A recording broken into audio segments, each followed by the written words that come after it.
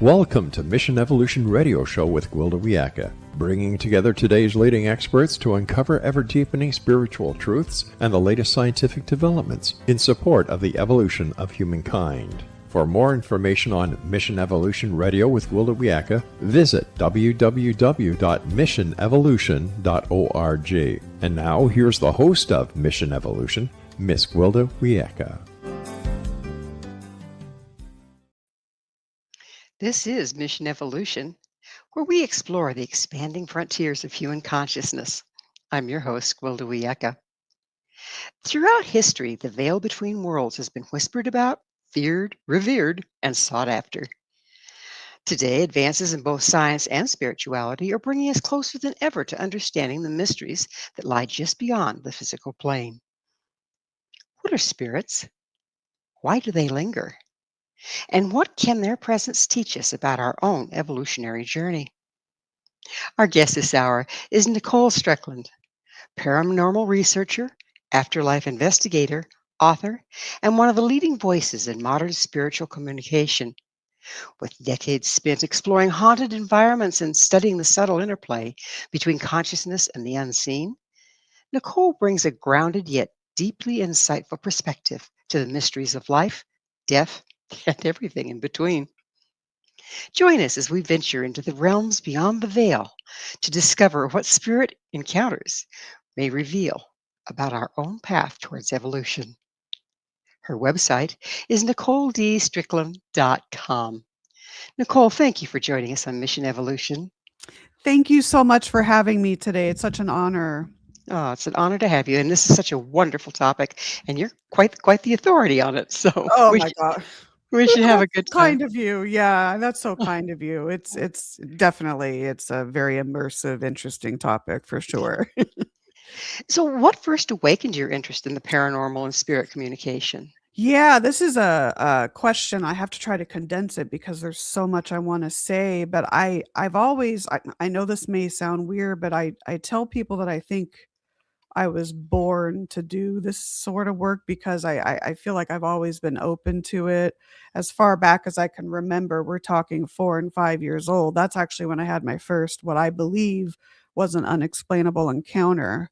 And just the interest in spirit communication, ghosts, haunted locations, the paranormal in general has always been with me. And so I would read anything I could on the topic, watch anything I could.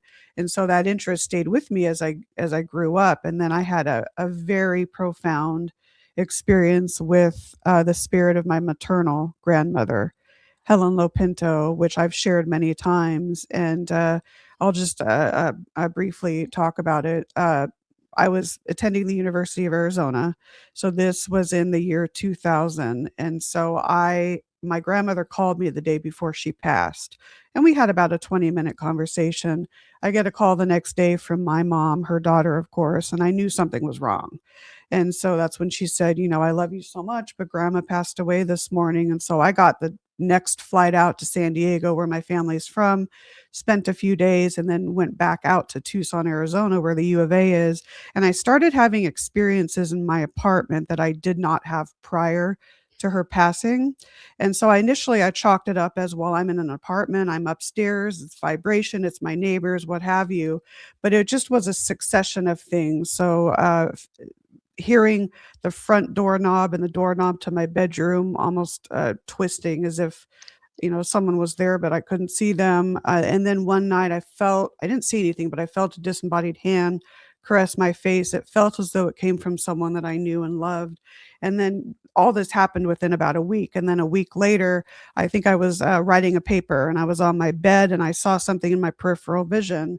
And when I looked, I saw my grandmother's spirit form. She looked about 10 years younger. It appeared as though there was a spotlight shining against her, giving her that white halo effect. And she didn't say anything, but she looked, like I said, 10, maybe 15 years younger, wearing one of her favorite house dresses. And she just looked at me and smiled. And then I saw her demanifest, if you will, with my own eyes. And so that is what catapulted me into actually investigating and becoming an active paranormal investigator. Bit of a defining moment for you, it sounds like. Yeah, it really was. I've had experiences prior to that, but that just was very, very profound. And when I think about it, I'm tossed between, did I somehow project? Was that some sort of a like a grieving hallucination on my part because I was very close to her, or did she visit me? I think it's the latter. No one else in the family had an experience. It was only me that I know of. So I don't know. Maybe she knew somehow that I was open to and can, have. We all have intuition. Don't get me wrong, but that I could sense spiritual presences, and so maybe that's why, I don't know. So you literally saw her like she was standing in the room, but she had a more of an etheric look? She did, yeah, she was solid, she wasn't translucent, but, when I looked, it appeared as though there was like a white, or a spotlight shining against her back, which gave her like a light halo around her body, if you will, and then, she was solid, just like you're looking at me or me looking at you, but she looked about 10 or 15 years younger. She looked very, very healthy and vibrant, she had a slight smile on her face. So Did you have other visitations from her, or and do you still, or has she kinda crossed to the other side and hasn't been around? I think she's definitely crossed. I do think she is spirit. I can sense when she's around, but I have not actually seen her before like I did that first time. So When you sense her, is it a smell? Is it a what how do you pick it up? I What's it like? it's just her energy. I can sometimes I can smell her perfume because she wore Estee, the old fashioned like Estee Lauder, and sometimes Mhm. I can smell that. But it's more or less just, I think, a soul recognition. I just know when she comes around. Oops, I'm sorry. And then she usually comes around anniversaries, holiday times, things like that. But she was very, very intuitive and sensitive herself. So I Do think you that feel that like plays into it. you were probably more like her than the others? It could be in the sense of being more in tune with my intuition and just, being able to sense spiritual energy. I think, I do. I think that's passed down through the maternal line. My mom has it too. She's not able to recognize it as much, but I can tell. But my grandmother, there was definitely something there that she had. I wish that she was still alive today because I would sit down and, pick her brain and stuff. But yeah, for sure, I think I'm kind of that general sense has passed down the line. How has your personal spiritual evolution shaped your investigative methods? That's a very, very good question. When I started out, I was so interested in capturing evidence, like, oh, the next EVP, the next disembodied voice, the next anomalous photograph. And don't get me wrong, that's all very important. But as I've evolved, to me, what's more important is the rapport and the relationship that we as living in the mortal realm can develop with the spirit world. And I do believe that there's an intertwining of the two. There's like this parallel relationship between our world and the next, and we need to pay more attention to it. And I think that people are starting to realize that, but it's really helped me to gain more of an appreciation for history. I've always loved history, but the people that walked the land before us, it's gained me more of a understanding and even an appreciation of the dying process and the transition process. That physically, when our loved ones pass on, they're not there physically anymore, but that connection, that soul to soul connection that we have with them, that's very, very strong. And so it's really helped me to grieve and move through the processes of losing a loved one. In fact, I just lost two people in July dear to me. My I'm so friend sorry. Eric, yeah, my friend Eric, 2 days apart, mind you. My friend Oof. Eric, and then the honorary Commodore of the RMS Queen Mary, Everett Horde.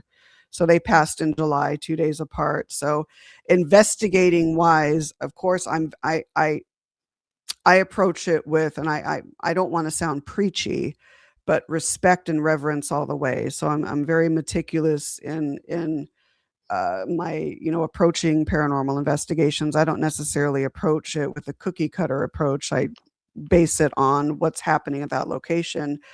But for me, like I said, going back to what I initially said, it's the rapport and the relationship that we can develop with these energies, to me, is more important than just capturing, an EMS or an EVP or anything like that. So That makes sense to me. It's like if you can talk to the dead, doesn't mean just because they're dead, it doesn't mean that they aren't people and they don't have right, feelings and they don't have a need to interact and have respect. And it seems like most of us are either ignore that it's there, are terrified that it's there, or right. running around with our little instruments, I have a sign.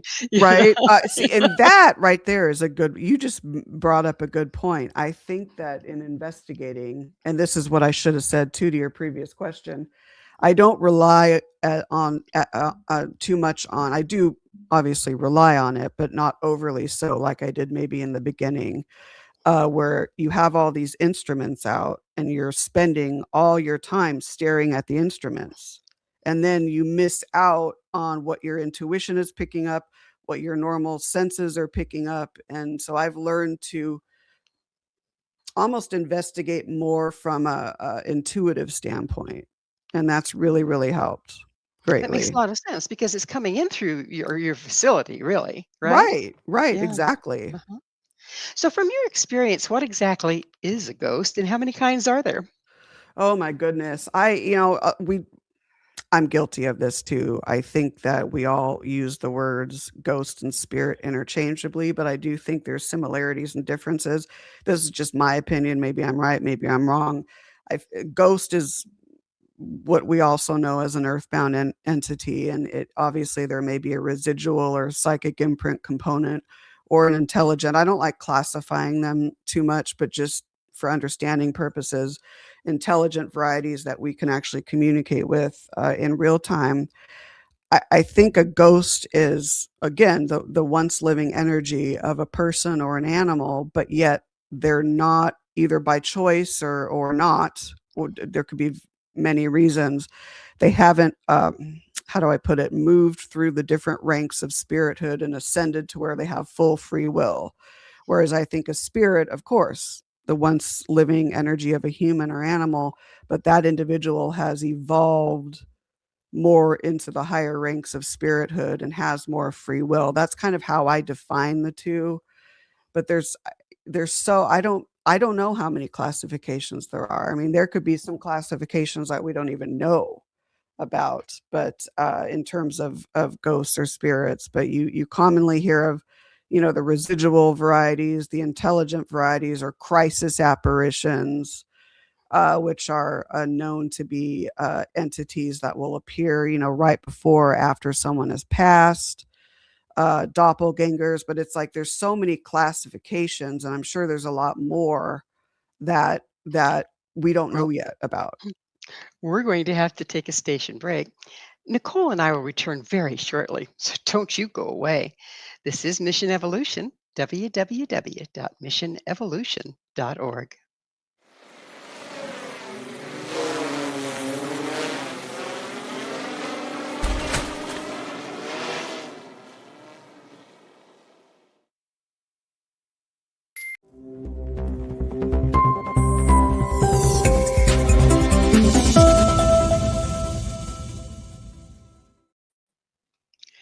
Can ships be haunted?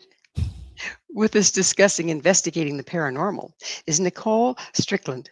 Her website, NicoleDStrickland.com.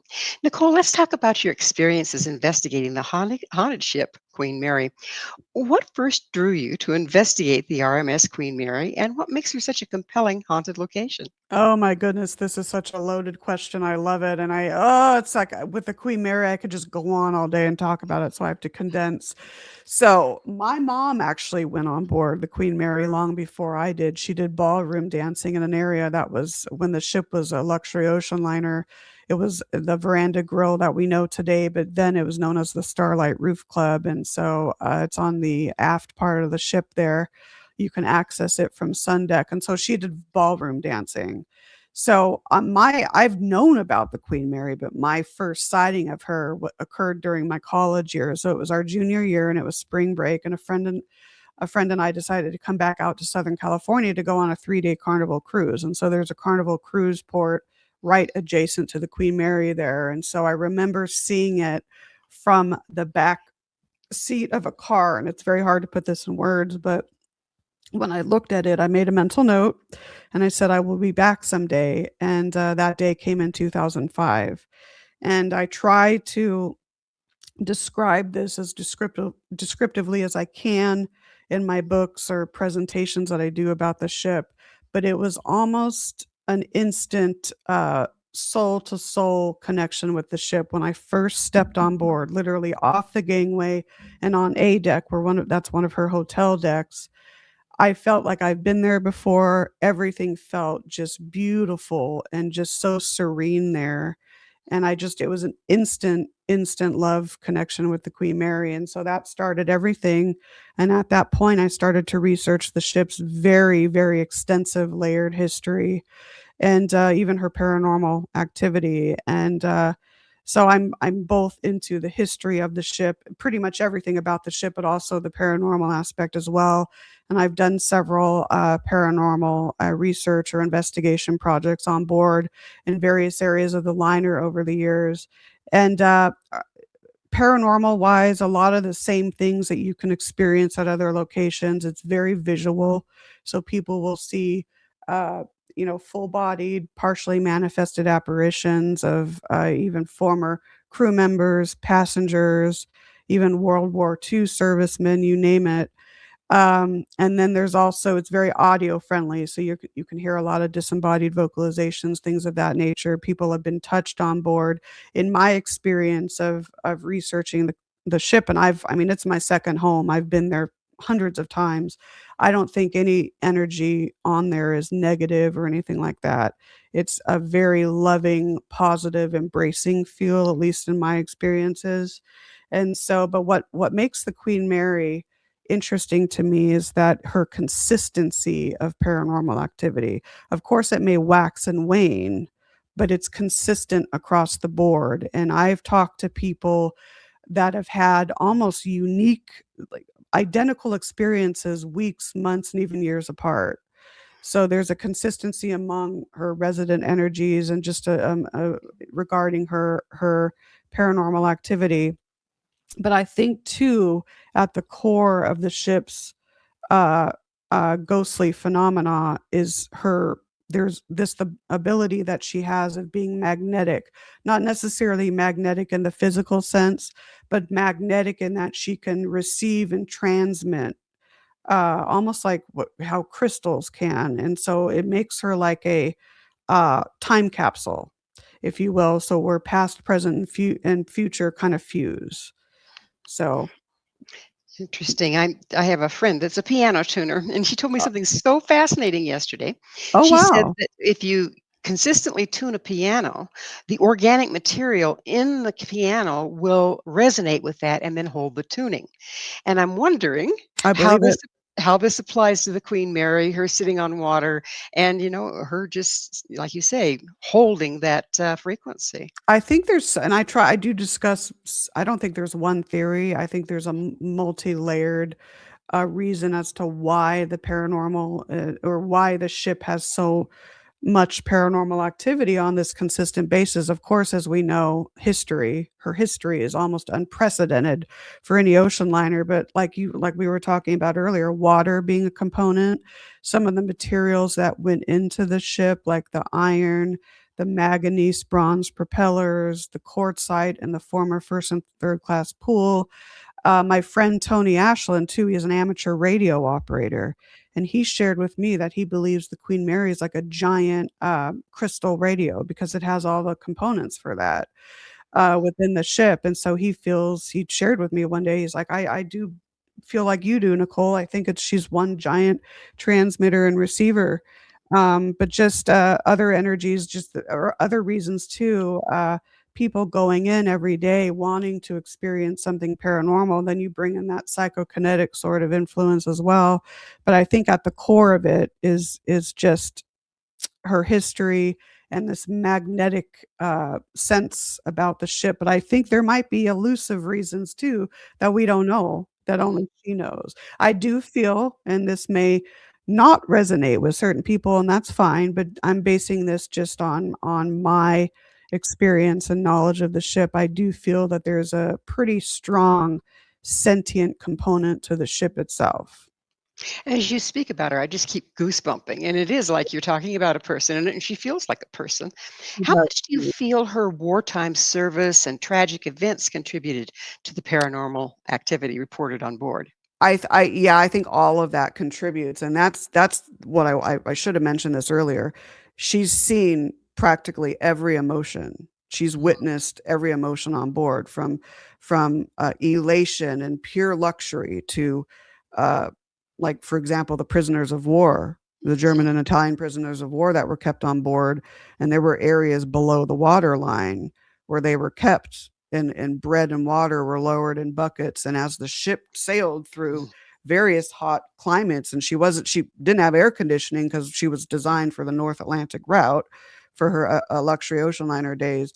But when the ship during the war sailed to these very, Australia, Middle East, and so on, no air conditioning, so a lot of these guys succumbed, and there were many deaths. Probably not all of them were reported either, but I do think that, in regards to the paranormal activity on board, yes, there may be some leftover emotion from some that have passed away on board, but that, or maybe still have that memory, but that doesn't make them malevolent or anything like that. It's just the experiences um, haven't been so good for them. And then on the other hand, you have people lavish luxury sailing across this magnificent ocean liner.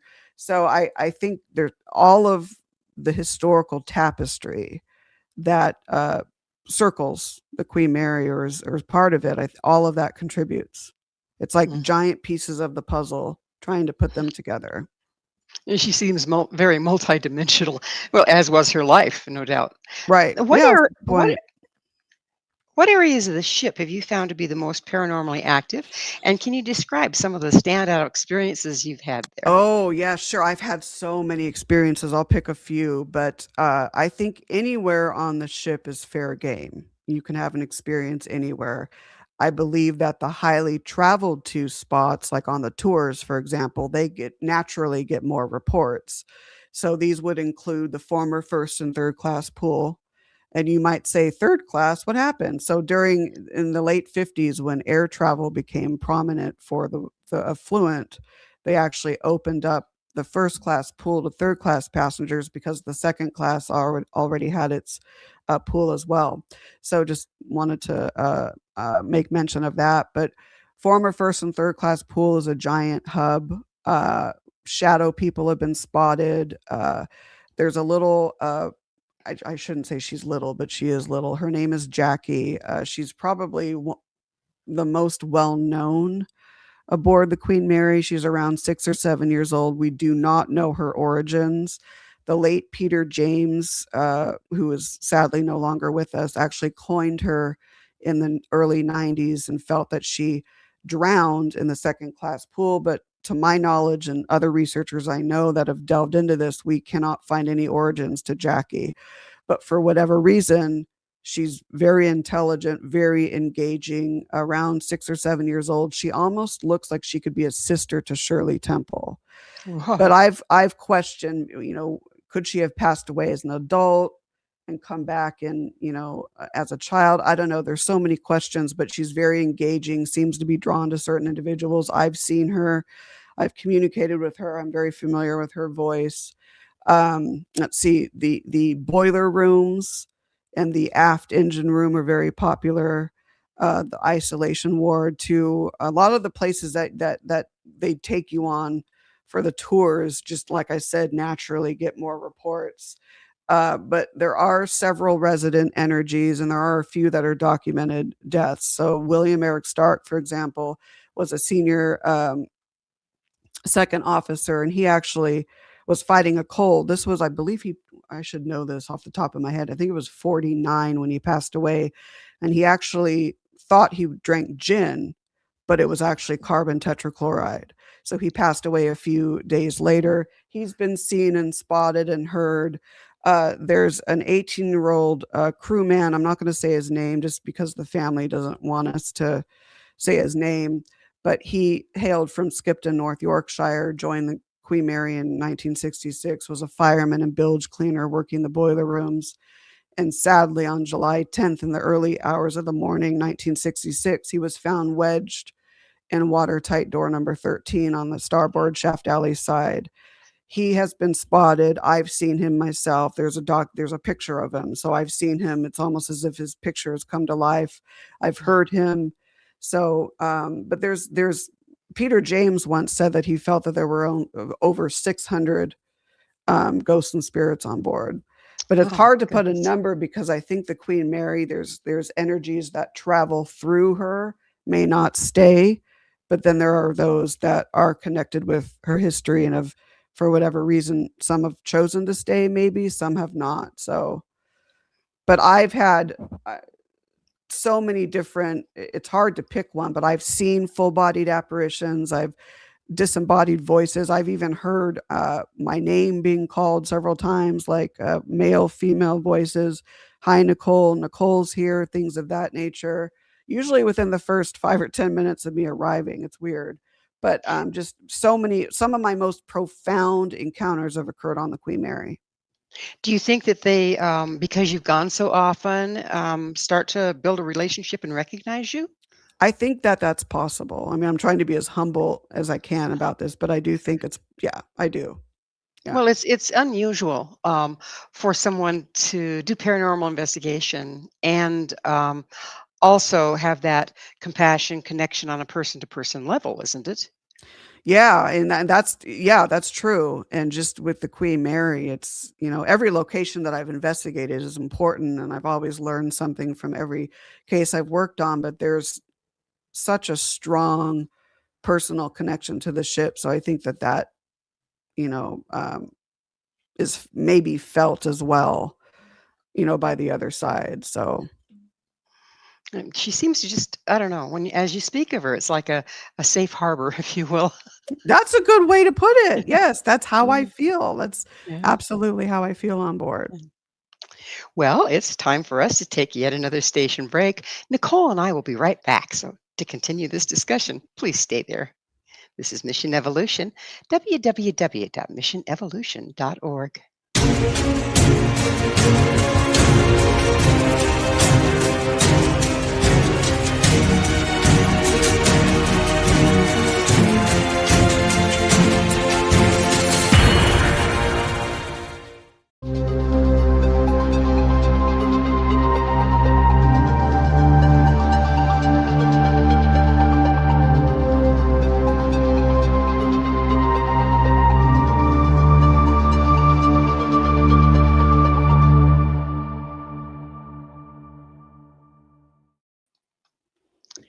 What do ghosts have to do with evolution? This is Mission Evolution, missionevolution.org. With us discussing hauntings is Nicole Strickland. Nicole, how can understanding the afterlife contribute to evolution of human consciousness? Oh, this is a great question, and I actually tried to somewhat not answer it, but give my own personal input on this in my one of my last books, The Afterlife Chronicles. And this goes back to what I was saying before about in my opinion, there's this strong interplay or parallel relationship between the afterlife and our world. And I feel in many ways that the spirit world, of course, is more highly advanced, has knowledge that it can help, bestow to us living in the mortal realm.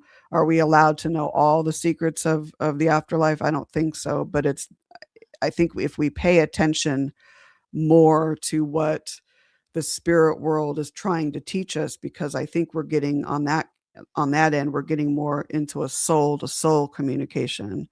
I think if we try to pay attention to it more, we will reap the benefits and just gain more knowledge. I think that it's there's a pureness to it, in my opinion, that I think it's it's hard to put this in words, but that it's trying to teach us to be the best versions of ourselves that we can. So, in that case, I think that can, definitely benefit, but I think also, uh, just having a general understanding of the dying process and knowing that when our loved ones cross and pass, that they're all still a part of us, right? Their soul, the soul, I do believe that the soul survives death, kind of more along the lines of like noetic science. So I think that um, can really help as well. But yeah, that's a great question. Great Are, question. are paranormal experiences catalysts for personal or collective awakening? I think so. I think that I, if an investigator, I think it depends on well, no, you can have an investigator that really isn't open to heeding the messages, but that doesn't mean that it wasn't attempting to impart it. So, yes, I do. I do in many respects. I'm trying to. There was an example I was just going to say, and I totally forgot what was. I hate that when my brain does that. But I think it can teach us a lot about ourselves. Like for me, as an example, I've always had this love of history, but it's enabled me to have even more of an appreciation of history.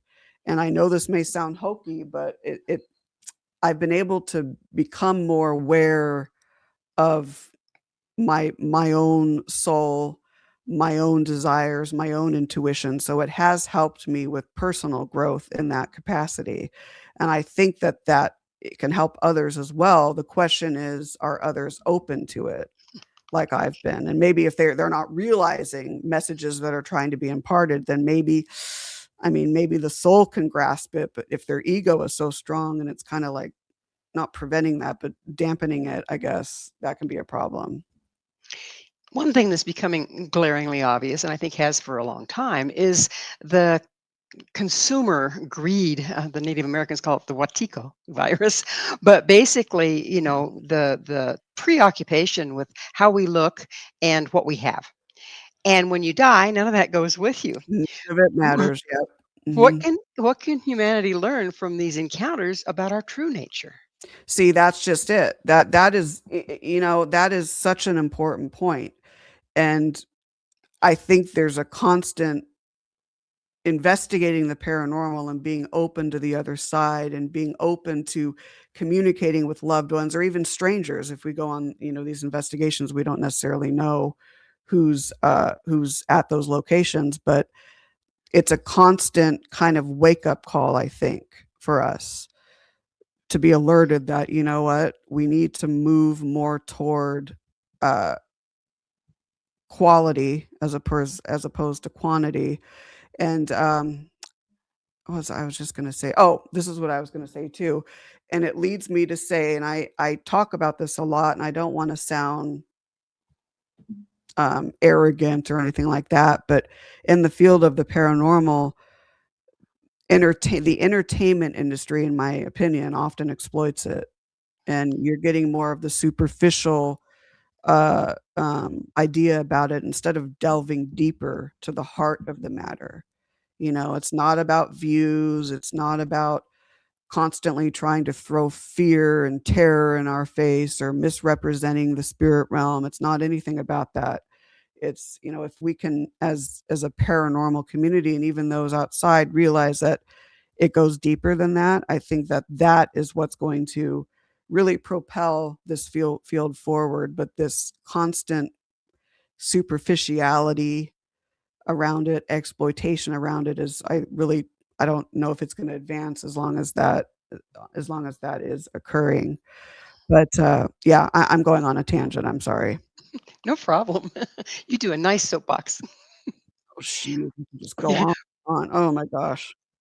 What ethical guidelines, speaking of which, are essential when you're investigating active spiritual environments?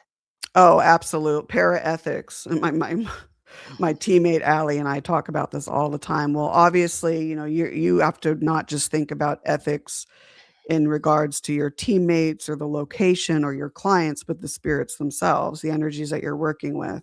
So, constantly approaching it with the golden rule, so to speak, being respectful, being reverent, not provoking, not demanding, anything like that.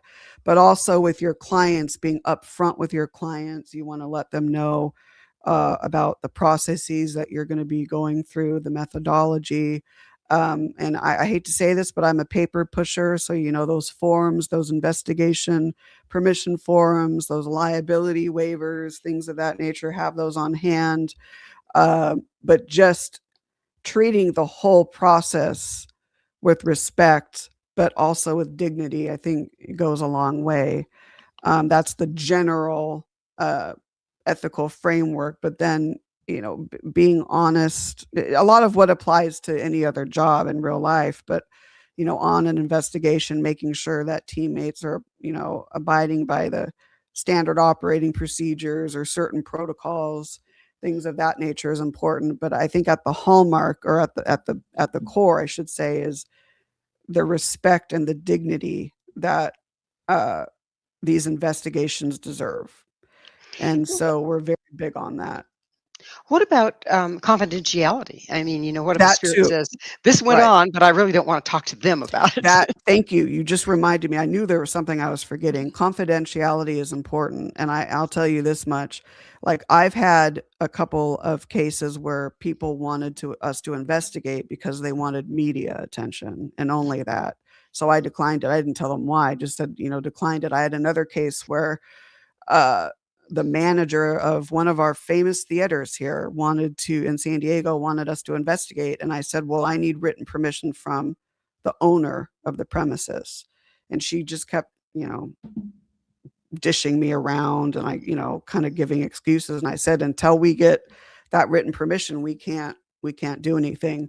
But confidentiality is huge. If a client and we have actually that on our form, for them to check. I give written permission for, blah, blah, blah, blah, San Diego Paranormal Research Society to disclose. But even then, I even if they give permission, I tend to not ever disclose certain things. But if they do check on there, I do not wish anyone else to know about this, then we're strict on that.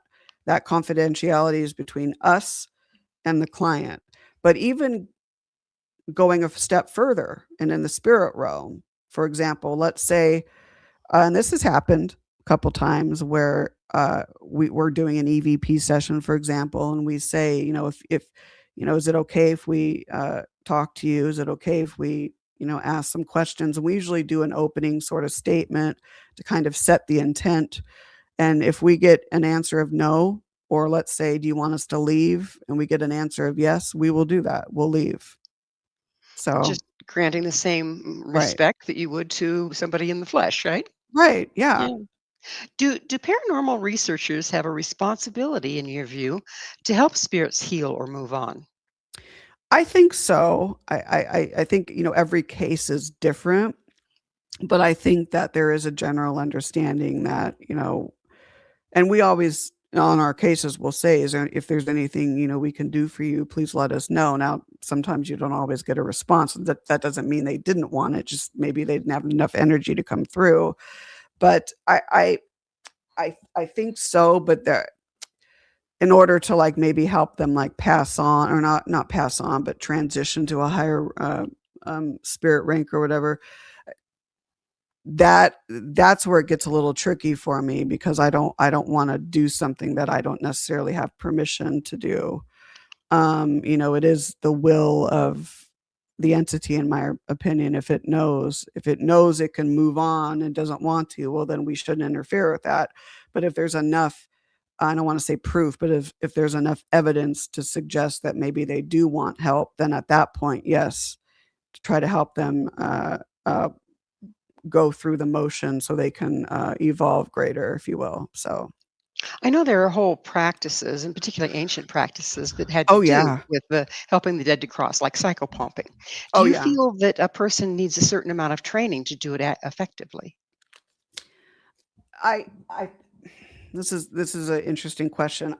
If a person is operating from not an ego point of view and is operating from a a a soul level of kindness and wants to do good, in that case, maybe if they aren't as experienced as maybe other practitioners, I think they deserve a chance. But it's the ones, even if they have amazing experience, if their heart is not in the right place, or they're doing it for out of selfishness or anything like that, then that's when I raise my hand and go like, wait a second. So, but I think, yes, I mean, I think obviously experience does help, of course. I'll bet you have to dance around agenda a fair amount as well.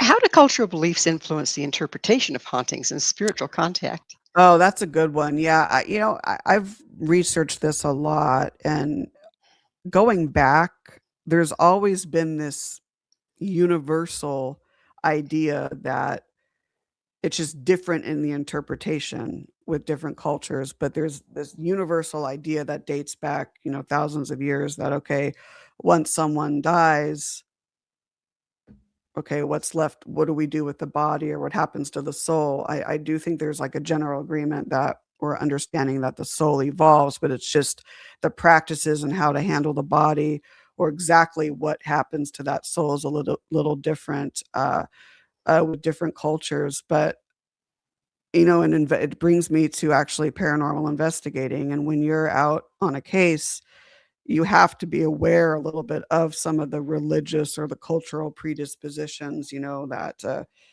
like Catholic religion, for example. I don't want to get too religious, but the kind of the people are brought up to believe, if they pay heavy attention to that religion, that okay, ghosts are evil and this and that. So you have to kind of work that into, if you're doing, like, for example, a private residence or even a business or historical case, look at what those cultures are and look at what the understanding is, and just kind of work around it. So it's Makes definitely perfect not something to ignore.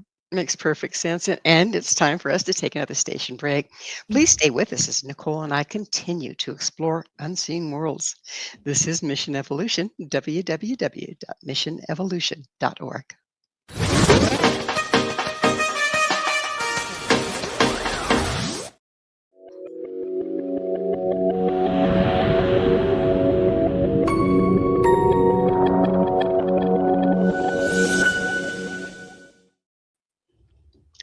Do ghosts stay mad? This is Mission Evolution, missionevolution.org. We're continuing our discussion with Nicole Strickland. Her website, NicoleDStrickland.com. Nicole, what lessons have spirits taught you about healing and forgiveness? Yeah, that's a lot, I think. If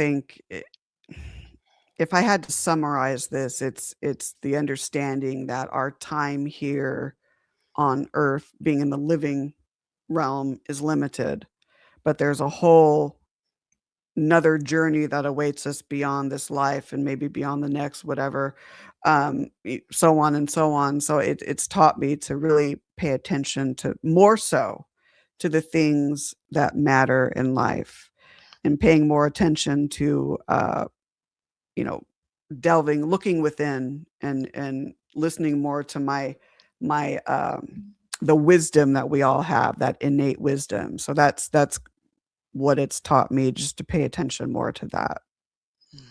Have you found that since, opening your senses up to do the investigations and everything, that you're actually more privy to energetic things going on around you in your world? That's absolutely. It's so funny how that works, because I don't know if funny is the right word, but I've always been open to it. I've always been a little more perceptive, I think, than, I don't want to say than the average, but I guess I have to say that, than the average person.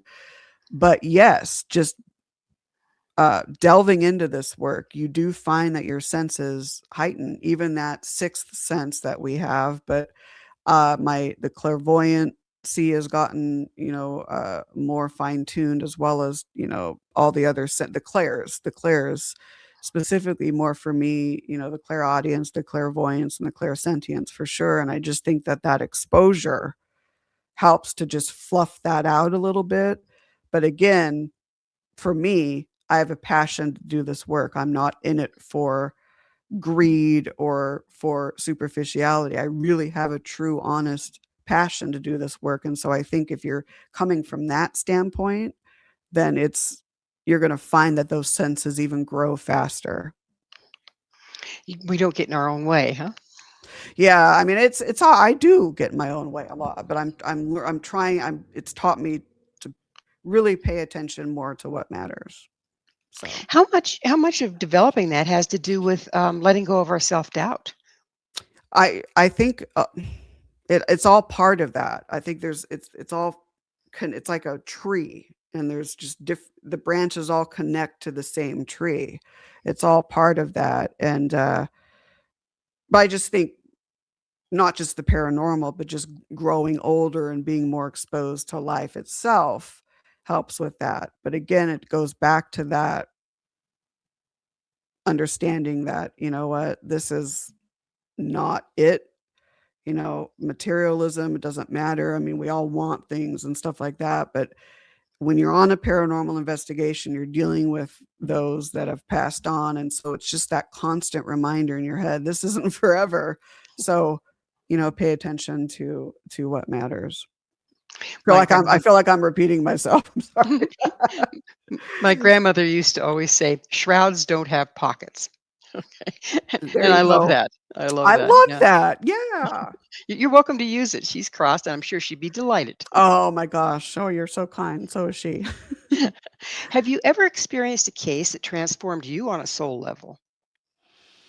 Oh boy, I think all of them have to a certain extent. There's been so many that I've done.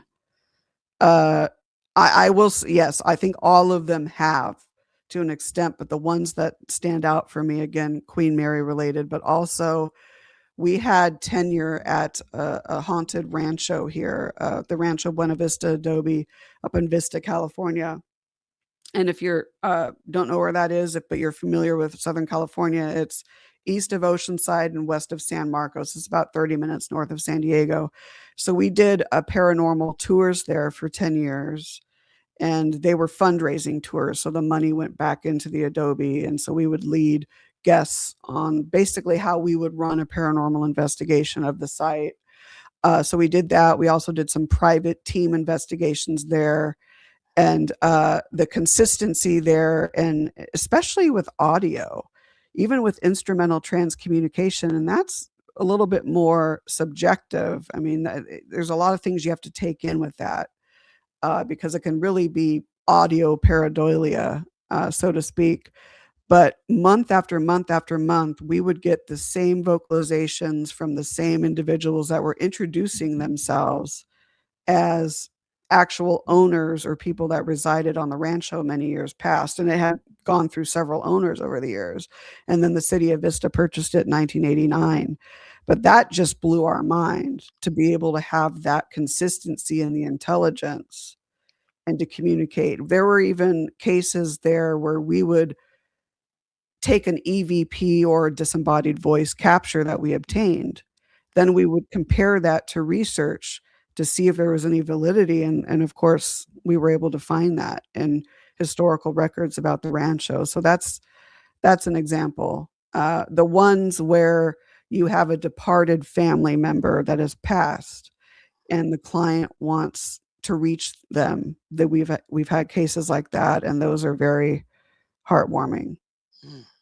So, How can people use paranormal encounters as a tool for inner growth? oh my gosh, I I think at the core, what comes to me, because there's like so much I want to say, but at the core of it is the golden rule. Just as you want to treat the energies with the golden rule, that's how you should apply to people in your life. For example, you don't want to go up to a stranger and just start rambling off questions. I mean, that's just kind of rude, but then, and same with paranormal research. That's why when you're going to do an EVP session, have that statement of intent, introduce yourself, have that statement kind of setting the positive, respectful tone. So it helps a lot with, and many might say, well, that's weird, but it does help a lot, I think, with intra and interpersonal growth. Just having more of a communication that is honest and comes from, your true inner self, as opposed to something that's just blatant ego or something that doesn't sit right with how your soul wants to be. Well, in this era of social media and all that's brought, the respect seems to have gone out the window. I know. I know. And it's from what you're saying, it's like if you start treating, you're walking into their home. Right, well, Maybe, I know. Yeah. yeah, that's amazing. So, what misconceptions about spirits or hauntings would you most like to dispel? Well, again, this goes back to the entertainment industry, and I don't wanna criticize it, I don't, because there's pros and cons, but this consensus that and I don't know if it means to do this, but it's like this obsession around ghosts and entities being nothing but evil and terrorizing and something to be afraid of. That I want, to dispel. Also the overclassification, I think, of some energies. For example, let me give an example to try to explain what I'm saying. Let's say someone finds a couple scratch marks on their skin and they automatically assume, oh my gosh, that was something evil that did that. Someone wanted to harm me, when in fact, maybe that's not the intent at all on the spirit. It's what we project. And due to our fears of the unknown, we're ascribing that to the spirit. Maybe it's if you touch a hot stove, you're going to get a red mark. And it is thought that, ghostly energies have some sort of, or made out of some sort of um, electricity, component or whatnot, ionic energy, what have you. So maybe is that like a biological reaction of, maybe if it touched you, your skin got, I don't know. But this over classifying and over assuming that if you have a experience that you deem negative, that it's absolutely negative on the part of the spirit to want to do that. So those are two things that come to mind When we're heavily. when we're so into fear and polarization, Yeah. then don't we interpret the Right. experience that might be neutral as something evil? That's a much better way to put it than I did. But yes, I think so. Yeah. Where do you feel paranormal research is heading in the next decade? Oh my goodness. I think it's going to advance in the sense of technology, but then I wonder, okay, how is AI going to influence this? I think there's going to be pros and cons to implementing or over implementing AI.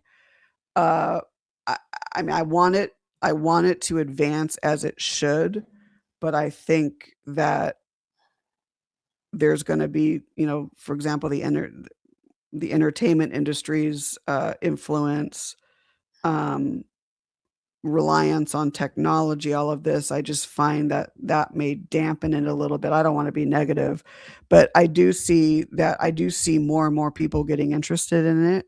And I would hope that for those people that there's a genuine interest in it and it's not motivated by greed or superficiality. So that's I'd like to think that it's heading in a very positive direction, but there's just some little kinks there that I think need to be worked out. Do you think that, right now we're all busy trying to prove it exists? Once we back off and say, well, it exists, and then can just experience it, do you think that'll show improvement on the relationship between That spirits and people? you know what, no one that is beautifully said. That is wonderful. Yes, I have backed off from that because I don't think, if it was provable to us in the mortal realm, I think we would have already done it, and I don't think that that's what matters. I think what matters is the journey and the experience, and I believe, and I could be wrong, that the afterlife gives us signs and glimpses, but it's not meant to give us everything. And I don't think us in the mortal realm are meant to understand everything until we get there. But that's my thought. But yes, if we do back off from having to prove and prove and prove, and then there's this competition going on, right? That's beautifully said. I agree with you.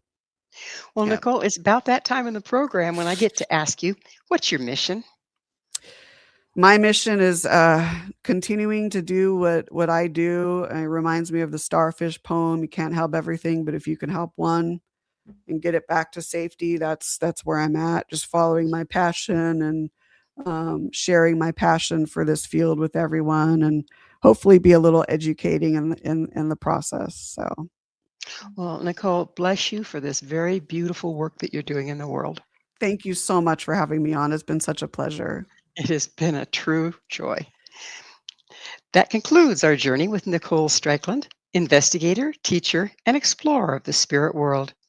Her work reminds us that consciousness extends far beyond the boundaries of physical existence and that interaction with the unseen may be guiding humanity towards a deeper understanding of who we truly are.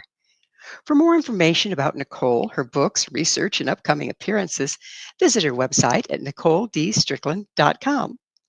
To discover more about our own ongoing exploration of human potential and consciousness, visit us at www.missionevolution.org. And as always, may you find your path and may your path lead to evolution.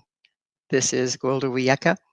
Until next time, stay curious, stay aware, and keep evolving.